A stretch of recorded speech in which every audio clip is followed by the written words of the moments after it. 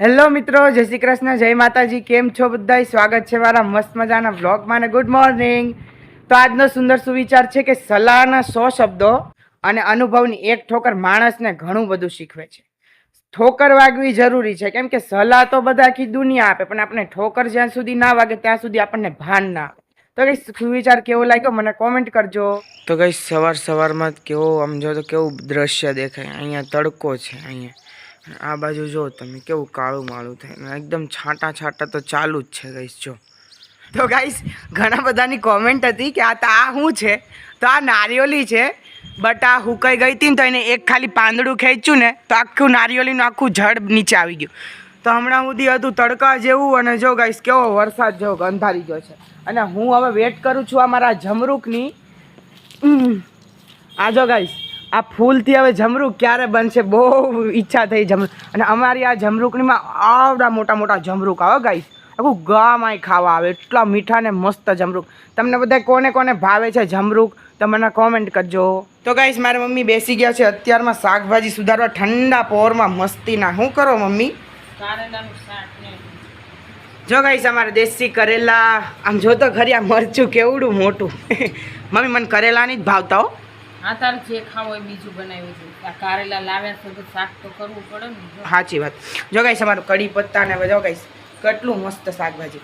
તો મને બટેકાનું શાક ખાવું છે, મને બટેકા કરી દેશો?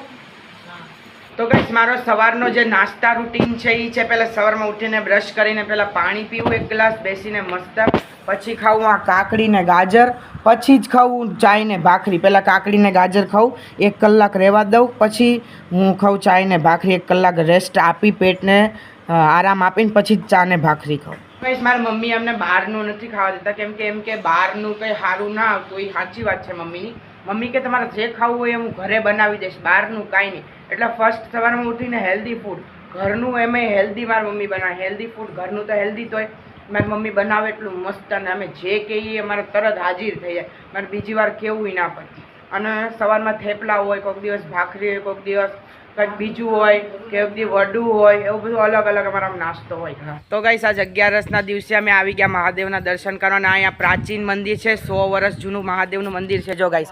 અને આ નવું મંદિર બન્યું છે, અને તમને જૂનું મંદિર હું બતાવું. જો ગાઈસ આ બધા બહુ બધા નાના નાના મંદિર છે ગાઈસ. તો હું તમને એકદમ બધેથી પહેલું જૂનું મંદિર તમને બતાવું. અને મંદિરનું બહુ જ ધ્યાન રાખીને. આ જો ગાઈસ, હર હર મહાદેવ, જય ભોલેનાથ. આ ગાઈસ 100 વર્ષ જૂનું મંદિર છે ગાઈસ. આવું ને આવું જ રહ્યું છે ગાઈસ, પહેલાંથી આવું ને આવું જ છે. 100 વર્ષ જૂનું મંદિર છે. હર હર મહાદેવ.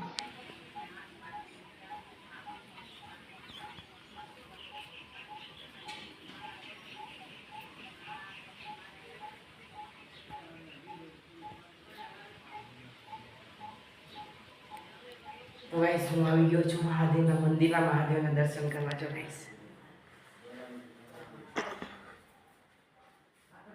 દર્શન કરી લો ગાઈસ 11 આજે.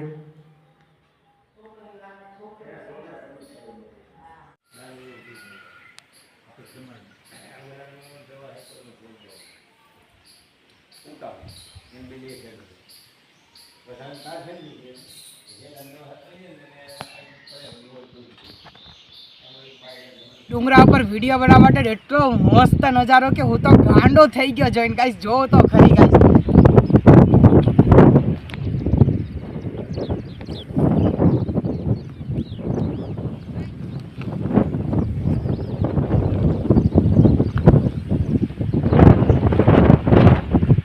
અને પવન એટલો હાલે ગાઈસ કે મારો અવાજ નથી આવતો ને એટલી મસ્ત આ એમ થાય કે આ રહી જાવ, હોઈ જાવ એમ થાય, એટલો મસ્ત પવન.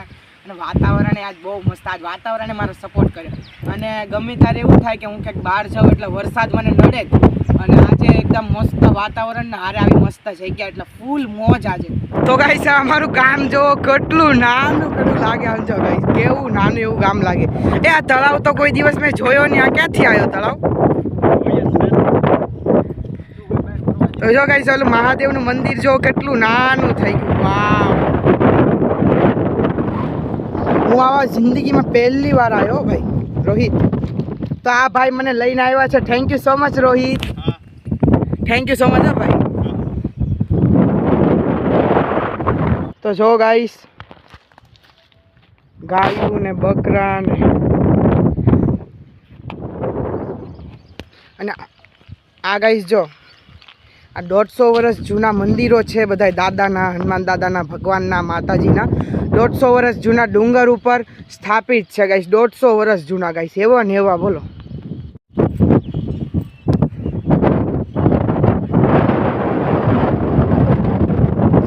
તો ગાઈસ આજ એક કન્ફર્મ થઈ ગયું કે આજ મેં ઉપર દુનિયા નીચે. જો ગાઈસ કેવું મસ્ત, ઓ બાપ રે.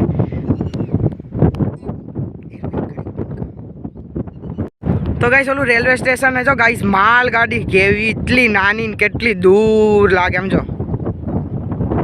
ધીમી ધીમી ધીમી માલ ગાડી જાય અને ગામ તો એટલું નાનું લાગે એમ જો.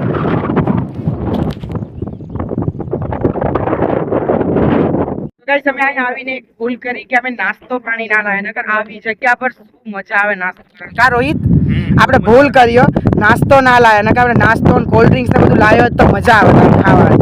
તો ગાઈસ આ બેહવાનું બહુ મસ્ત છે જો ગાઈસ.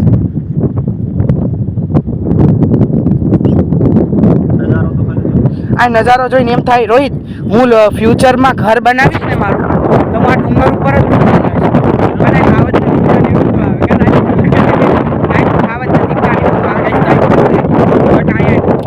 મસ્ત લાગે ગાઈસ. જોયું હોય તો હદથી વધારે આમ ગાંડા થઈ જાવ તમે ગાઈસ. અમારે આ નજારો એવો મસ્ત. મજા આવી ને રોહિત? બહુ મજા આવી. રોહિતે મને આ સારી પ્લેસ દેખાડી માટે thank you so much Rohit ને. રોહિતે મારા બહુ બધા ફોટો રીલ્સ પણ બનાવી દીધા ગાઈસ. ના તમે જો ગાઈસ કેવું મસ્ત લાગે. તમે જરૂર વિઝિટ કરો અહીંયા અમારા ઘરે આવો ગાઈસ. જો અમારું આ ગામ આ બાજુ છાંયો છે ને આ બાજુ તડકો છે ગાઈસ. જો હું આવી પહોંચી ગયો છું ડુંગરની ટોચ ઉપર. આ બાજુ છે હાવતનો ગુફા. ગુફા કહેવાય ને, હાવતનો ગુફા. એમાં આપણે ગુફામાં બહુ જૂની ગુફા છે ગાઈસ અને અહીંયા જવાનું છે અત્યારે. હવે એમાં મળી જાય તો બાપરે ક્યાં આપણે કામથી હાવત. અને એ તો બહુ જૂની ગુફા છે, એમાં અત્યારે કોઈ રહેતું નથી. સોરી હાવત નથી રહેતું. ચાલો ગાઈસ તમને જો ગાઈસ અહીંયા છે. નીચે આપણે ઉતરવું નથી બટ અહીંયા છે. હવે જવું નથી અમારે કેમ કે અમને બીક લાગે છે. અહીં બચ્ચા ને બચ્ચા બધા બહુ હોય તો આપણે ને જવો ભાઈ. બચ્ચાને એવું હોય તો એની માં. તો ગાઈસ તમારો મજાક ખરાબ કરવા માટે વરસાદ આવી ગયો અને ખબર હતી મેં કીધું તમને કે હું ક્યાંય બહાર જાઉં એટલે મને સબસ્ક્રાઇબ કરી ફાઇનલી આવી ગયો. વરસાદ નહીં તો હદનો આટો કર્યો ગાઈસ.